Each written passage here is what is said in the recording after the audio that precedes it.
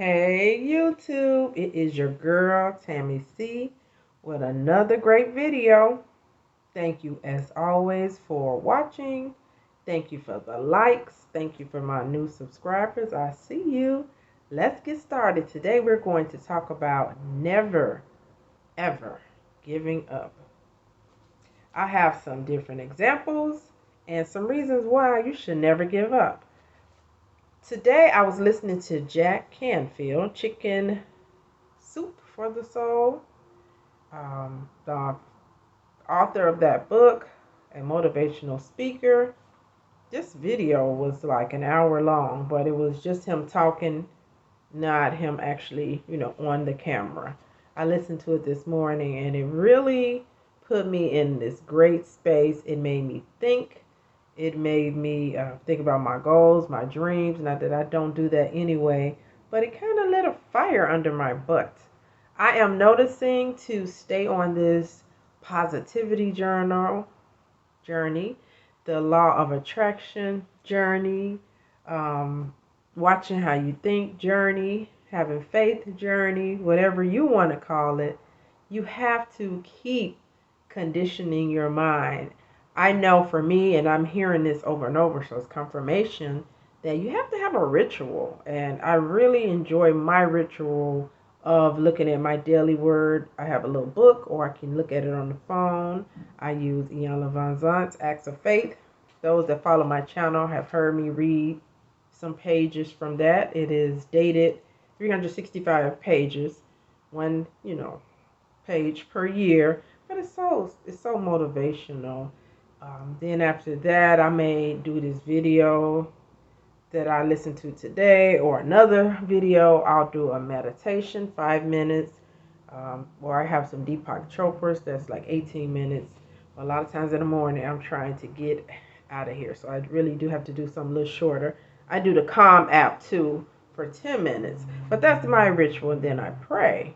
So what is your ritual that you do? These are things that keep you on your grind. It keeps you from not wanting to give up, because let me tell you, things are going to try to trip you up. Obstacles will come, bad days will come, people will rain on your parade, but you got to be able to get back on that horse and keep riding down the road. This is why many people are not successful. When an obstacle comes, they give up, they get discouraged. You cannot be a victim. You cannot be easily deterred. You have to have staying power. And that's what a lot of people don't have. Why should you never give up? Number one, you're alive. You have breath in your lungs. That's another day to get it right. So don't be so quick to give up when you have life.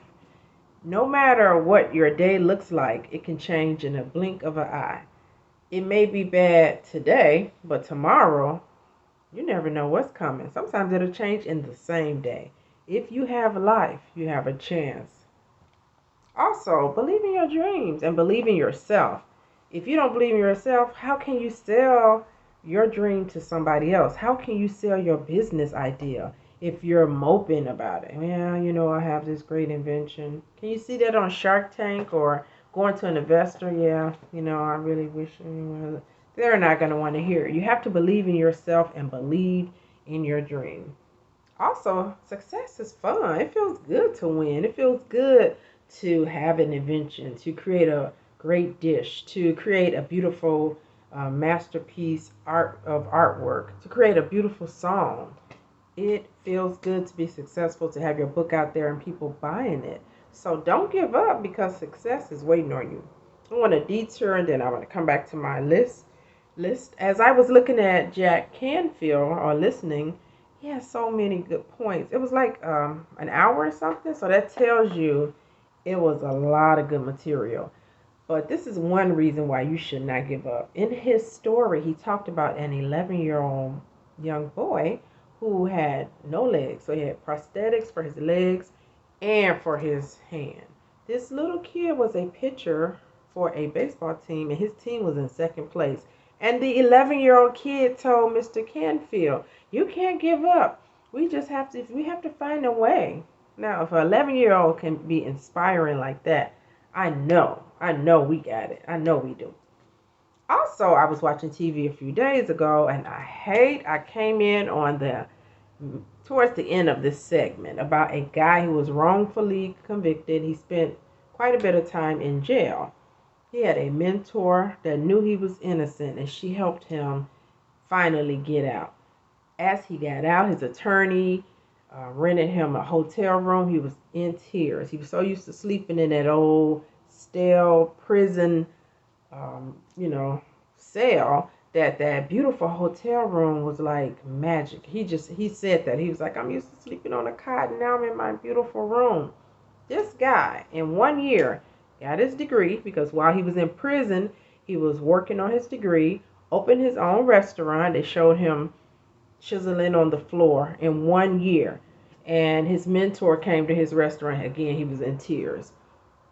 If this guy can be imprisoned wrongfully, not even in prison because he did something, it was wrongfully, and that's just sad. I hate hearing that, because you cannot give anyone back their time, their years. That's wrong. But he was not a victim. He did not seem like he had hate in his heart. He got out that prison and hit the ground running. So are you in prison right now? Are you? Maybe in prison in your mind, but you are free to roam. That means you are free to live your dream, free to open your business, free to get started on your business, free to start a new hobby, free to travel, free. Use this time wisely. Every day is a day closer to the end of your life. I hate to sound morbid, but it's a fact. And if this guy can get out of prison and in 1 year accomplish all of that, I know you can do it. Also, I always think about my mother. My mother had cancer 4 times. Breast cancer, she beat it. Leukemia, she was so sick, she beat it. She spent a month in the hospital. Cancer in the sternum chest area, she beat it. And ultimately, unfortunately, my dear mom lost her fight to cancer when it went to her brain. And the late, great Stuart Scott, he made a comment. For those of you that do know him or don't know him, he was a sports commentator from back in the 80s all the way up to the 2000s. I loved him. And he passed away from cancer, but he fought like heck. He was boxing at the end. And he said, when someone dies from cancer, it doesn't mean they lose the fight. They win with how they live. They win. My mother won. She was a winner because she fought with everything in her body to live. So I want to tell you that if you use the sheer will to live, this can catapult you to heights that you won't even believe that you can reach. The human mind is powerful, and the sheer will to live can take you far. So don't be so quick to give up. Even if you find yourself doing it, like, oh, forget it, obstacle, oh, I'm not even going to worry about it. No, sometimes the obstacle comes to teach you a lesson, or it's a test to see how bad you want it. How tenacious are you to get your desire? Don't give up, because there's more than one way to skin a cat. And where there's a will, there's a way. Those are my two sayings. And when something doesn't go my way, I say, oh, it's more than one way to skin a cat. Or I'll say, where there's a will, there's a way. Because there is. Maybe plan A didn't work, but I always have a B. Then I'll have a C. And then I have a D. And sometimes I go E, F, G if that's what it takes. I always have backup plans, like stacked up. If something doesn't go your way, get around it. If you can't get around it, get under it. If you can't get under it, go over it. Where there's a will, there's a way. And I like that Jack Canfield said, it's in your gut. Have you been on this job interview and you're like, I wouldn't work for that manager if they offered me $20,000 more? That's your hell no. Or have you been offered a business deal and you're like, hell yeah. So he was trying to emphasize that we know when something is for us. And he said, don't make any apologies about who you're attracted to. Don't make apologies if you have a class, you're in school, there's one professor, you really connect with them, but the way the other professor teaches, you don't. It's a hell yeah for the one who teaches the way you like, and it's a hell no for the one who don't. But that's your intuition, your gut saying, nah, I just don't match well with that person. I just don't match well with that idea. I don't match well with that job. Or the other side is that I match very well. So go with your gut because the gut always knows. Now, I'll confess to some things. Sometimes, especially with corporate or I would say mostly job situations, but I think the Virgo, which I am, can be paranoid. And I know sometimes I'll think the worst, not the worst of somebody, but I think they are trying to be drama. And there are times when they are not, and I'm wrong. I had something like that happen recently. And I think that's from my many years in corporate where this is how I view corporate, and it's a jaded view, but it's what I used to see. Like kind of fake and smile in your face, but knife behind your back. And it's not all like that, but that was some of my experience. Quite a bit, to be honest. So I guess I need to have work to do. We all do. But I just want to let you know that sometimes I can be paranoid. So don't be like me. Trust your gut. Trust your intuition. And when you know without a shadow of a doubt, it just is what it is. Don't overthink it. Trust yourself. Oh, let's see here. Once you put it out there, I like the book, Write It Down, Make It Happen. Someone needed a mattress, and they wrote it down. I sure need a mattress. I need I need a mattress, but I really don't have the money. And the lady is driving down the street, and she sees somebody with a mattress on the back of their truck saying, free, brand new mattress, free. She got a mattress. So once you put it out there, the ideas are going to pop up. People are going to approach you, or it's going to be like an aha moment. Once you write it down, start looking for whatever you wrote down to manifest or come to fruition. I can't explain it. It just happens that way. So more reasons why you can't give up. You are stronger than you realize. I remember when I was diagnosed with cancer, I just thought that the doctor was nuts. He was like, it's going to take 10 months for you to have the surgery, do the chemo, more surgery, radiation.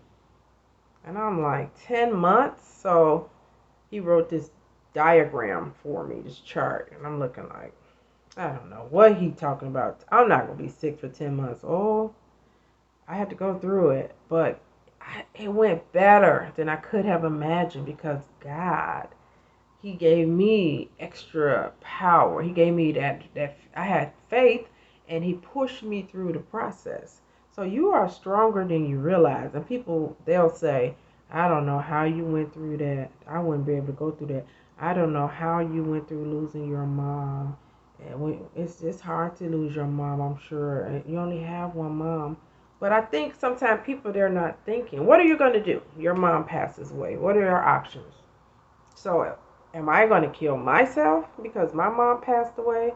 I didn't want to kill myself, but the grief was heavy for both of my parents. But you know, if you have good parents, that's where you always hear their voice in your ear. I always hear my dad and my mom in my ear.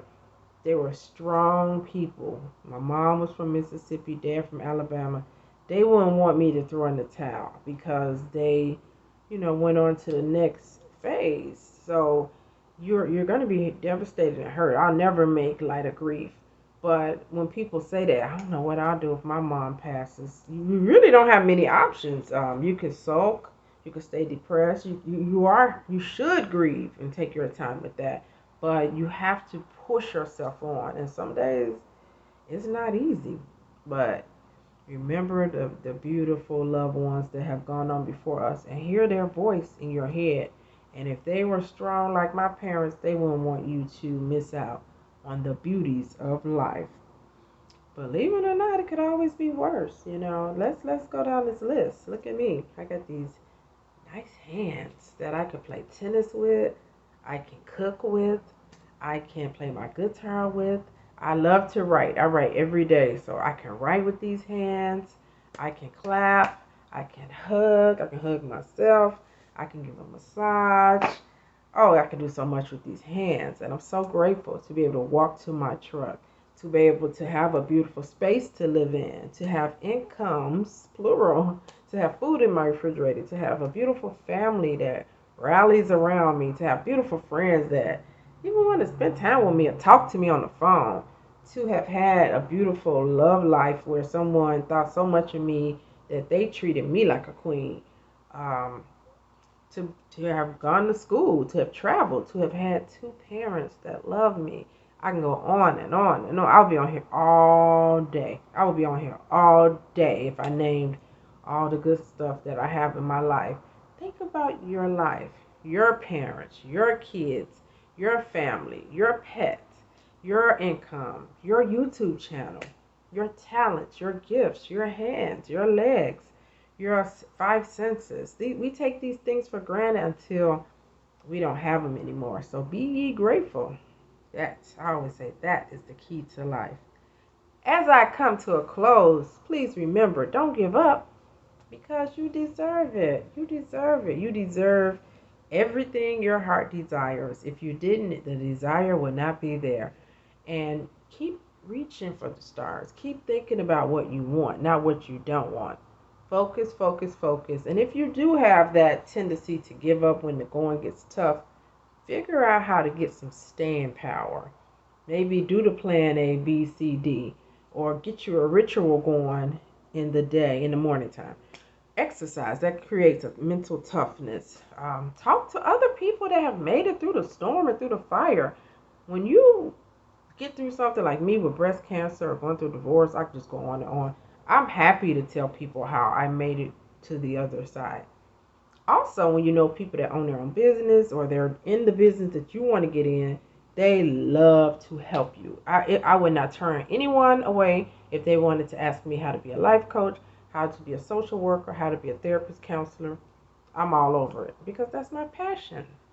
Tammy C. Walker, thank you again so much for always supporting me, for all the likes, for viewing my video, and for my new subscribers. Boy, oh boy, you are making my heart sing. Have a great day, and drop me comments. I'm always reading my comments. I love the comments. Never give up. It's not an option. It's not an option. Bye-bye.